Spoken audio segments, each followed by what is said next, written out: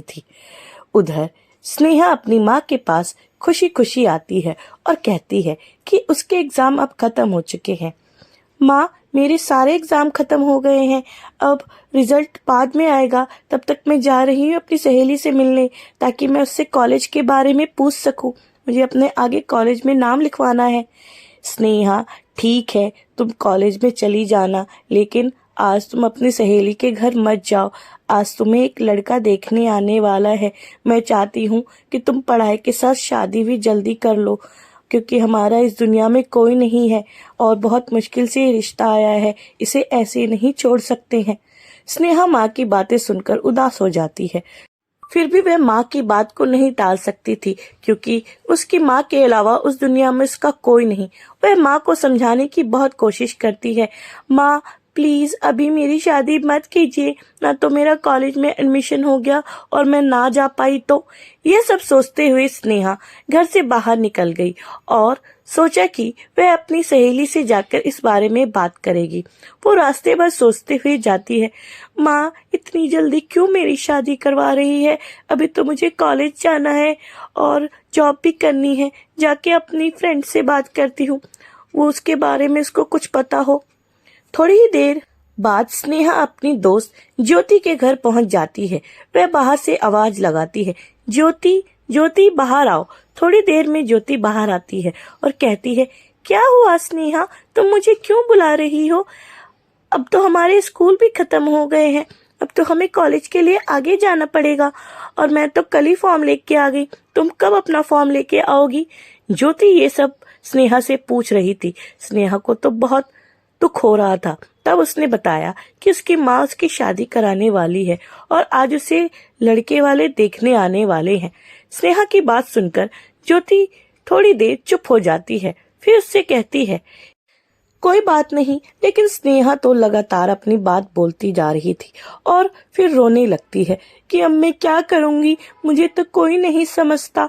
वो बहुत देर तक रोती रहती है।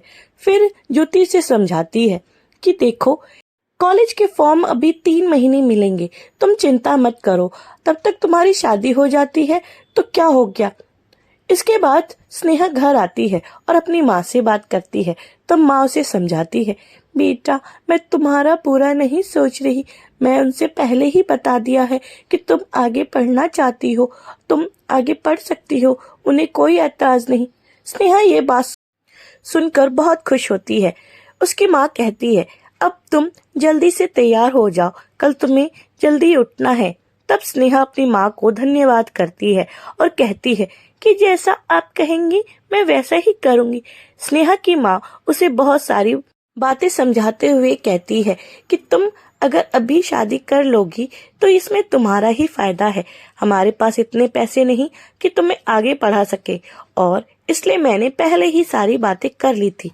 स्नेहा मान जाती है। अगली सुबह सचिन और उसकी माँ गांव के किनारे अपनी कार खड़ी करते हैं। तब सचिन कहता है, माँ मैं अपनी गाड़ी यहीं पार्क कर देता हूँ, इससे आगे मेरी गाड़ी नहीं जाएगी। गांव के रास्ते थोड़े से उबड़ खाबड़ है। उसकी माँ कहती है, कोई बात नहीं बेटा, हम यहाँ से पैदल ही घर की ओर चलते हैं, मुझे स्नेहा का घर पता है। वो दोनों वहाँ से पैदल ही स्नेहा के घर जाते हैं। थोड़ी देर में वे स्नेहा के घर पहुंच जाते हैं। स्नेहा की माँ सचिन और उसकी माता जी का स्वागत करते हैं। दोनों आपस में खूब बातें करते हैं और कहते हैं कि आपका गांव बहुत खूबसूरत है। स्नेहा की माँ कहती है, आपका बहुत बहुत धन्यवाद। सचिन भी कहता है कि मुझे आपका गांव बहुत अच्छा लगा, यहाँ के लोग बहुत अच्छे हैं, उन्होंने मुझे रास्ता बताने में बहुत मदद की है। स्नेहा की माँ कहती है कि मुझे आप लोगों का स्वभाव बहुत अच्छा लगा। ये मेरी बेटी स्नेहा है, जिसने अभी अभी अपनी 12वीं की परीक्षा पास की है और कॉलेज में गई है। शहर में इसका नाम लिखा है और ये आगे पढ़ना चाहती है। स्नेहा की होने वाली सास स्नेहा से कहती है, बेटी तुम तो बहुत अच्छी हो, तुम्हारे तो बहुत अच्छे मार्क्स आए हैं। तुम्हारी माताजी से मेरी बात हुई है और तुम जहाँ तक पढ़ना चाहती हो पढ़ो। हम तो चाहते हैं कि हमारी बहू बहुत पढ़ी लिखी हो। स्नेहा ये बातें सुनकर बहुत खुश होती है और उनसे कहती है, आपका बहुत बहुत धन्यवाद, इसलिए मैंने कॉलेज के फॉर्म पहले ही ले आए थे। थोड़ी देर बाद लड़के वाले चले जाते हैं। स्नेहा की माँ स्नेहा से कहती है, बेटा अब तुम मुझे बताओ, क्या तुम्हें कोई कमी नजर आई? तुमने देखा कि लड़के की माँ और लड़का कितना अच्छा है। स्नेहा कहती है, नहीं माँ, मुझे कोई भी कमी नजर नहीं आई, और जब उन्होंने हमारी बात मान ली है तो अब किस चीज की देरी। फिर दोनों ही शादी की तैयारियों में लग जाते हैं। कुछ दिनों बाद शादी की तैयारी शुरू हो जाती है। पूरा घर आंगन सजाया जाता है, छोटा सा मंडप लगाया जाता है। स्नेहा की माँ कहती है, बेटा देखो, क्या तुम्हें ये मंडप पसंद आया? तुम सारी तैयारियां तो तुम्हें ही देखनी पड़ रही है, हमारा तो कोई है नहीं जो और कोई मदद करेगा। स्नेहा बोलती है, माँ आप चिंता मत कीजिए, मैंने सारी तैयारी देख ली है। स्नेहा बहुत खुश होती है और कहती है, अपनी शादी की तैयारी मुझे खुद करनी पड़ रही है, और यह कहकर रोने लगती है। स्नेहा की माँ उसे समझाती है। अगले दिन मेहंदी का दिन आ गया था। पूरे घर में चहल पहल हुई थी।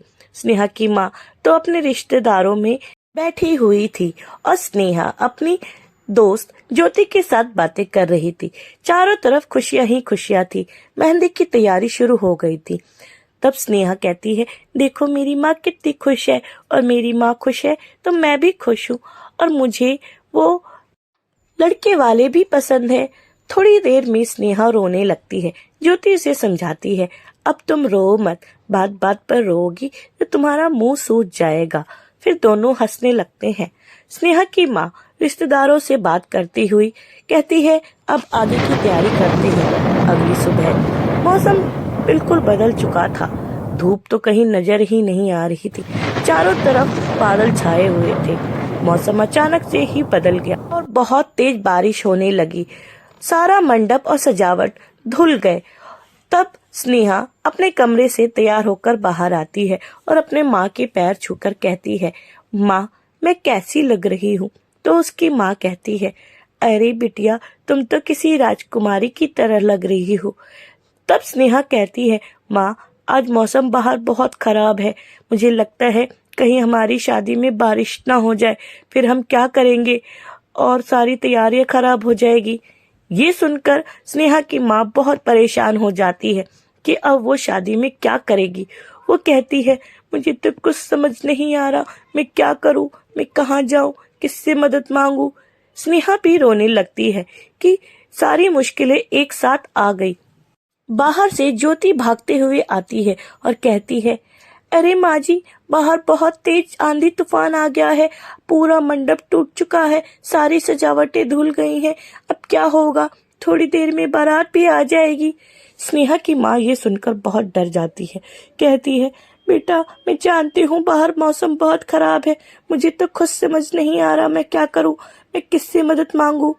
ज्योति कहती है, माँ जी अब घर में ही तैयारी शुरू कर दीजिए। स्नेहा रोने लगती है कि बहुत मुश्किलों से तो एक अच्छा लड़का मिला था, कहीं वो भी ना चला जाए। थोड़ी देर में बाहर से आवाजें आने लगती है। बाहर आके स्नेहा और उसकी माँ देखते हैं कि बारात आ गई है और सभी उसी बारिश में खूब धूमधाम से नाच रहे हैं। सभी खुश हैं, सभी हंस रहे हैं। स्नेहा की माँ ये देखकर बहुत आश्चर्यचकित हो जाती है। स्नेहा अपनी माँ से कहती है, माँ देखो कितने अच्छे हैं ये लोग, इन्हें बारिश में बिल्कुल भी दिक्कत नहीं है, ये भीग रहे हैं फिर भी नाच रहे हैं। तब उसकी माँ कहती है कि हाँ तुम सही कह रही हो। तब स्नेहा की माँ बारात का स्वागत के लिए आगे आती है। अब थोड़ी बारिश भी कम हो गई थी। तब स्नेहा की सास कहती है, आज तो मौसम ने बिल्कुल ही परेशान करके रख दिया है, देखिए चारों तरफ धुआं धुआं हो रहा है, मौसम खराब हो गया है, अब हम क्या करें? आपका तो मुझे लग रहा है मंडप भी टूट गए हैं, हम बच्चों की शादी कहाँ करेंगे? स्नेहा की माँ कहती है, मुझे भी तो इसी बात की चिंता है कि हम शादी कहाँ करेंगे, मंडप तो टूट चुका है। तब स्नेहा की सास स्नेहा की माँ से कहती है, आप चिंता मत कीजिए, हमें कोई ना कोई उपाय तो निकालना ही होगा। इतना कहते ही बारिश फिर से शुरू हो जाती है। स्नेहा तो दूर ही खड़े सब कुछ देख रही होती है। स्नेहा की सास अपने बेटे से कहती है कि वह जल्दी से एक हॉल बुक करे। उसका बेटा तुरंत फोन करता है और जल्द ही एक हॉल बुक कर लेता है। सभी इस हॉल में जाते हैं और वहाँ पर शादी अच्छे से संपन्न होती है। पंडित जी स्नेहा के होने वाले पति को मंत्र बोलने के लिए कहते हैं। सचिन भी बहुत मन से मंत्रों को दोहराता है। सभी लोग बहुत खुश थे। स्नेहा की सास वहाँ बैठकर सब कुछ देख रही थी। अब स्नेहा भी बहुत खुश थी कि उसकी शादी में कोई विघ्न नहीं आया। वह मन ही मन सोच रही थी, यह लोग कितने अच्छे हैं, इन्होंने कितनी जल्दी से ही एक नया हॉल बुक कर लिया। हमारा तो पूरा मंडप टूट गया था, मुझे लगा था आज ये शादी नहीं होगी, लेकिन सचिन और उसके परिवार के लोग बहुत अच्छे हैं। उसी वक्त पंडित जी ने कहा, यह शादी संपन्न हुई। सचिन और स्नेहा की शादी हो गई। सभी अपने अपने घर आ गए। स्नेहा ने घर देखा, उसे बहुत अच्छा लगा। आस पड़ोस के लोग स्नेहा को देखने आए। सबने स्नेहा की बहुत तारीफ की। स्नेहा सचिन से कहती है, आप लोग बहुत अच्छे हैं, आपने ऐसे मौके पे हमारी मदद की, ना तो आज मेरी माता का रो रो के बुरा हाल हो जाता। तब सचिन कहते हैं, आप भी हमारे परिवार की हैं। उसकी सास भी कहती है, बेटा तुम भी हमारे परिवार की हो, और परिवार में सभी एक दूसरे की मदद करते हैं। तभी सचिन की पड़ोसन कहती है कि स्नेहा कितनी सुंदर है, हमें तो आपकी बहू बहुत अच्छी लगी। सभी बहुत खुश होते हैं और खुशी खुशी रहने लगते हैं।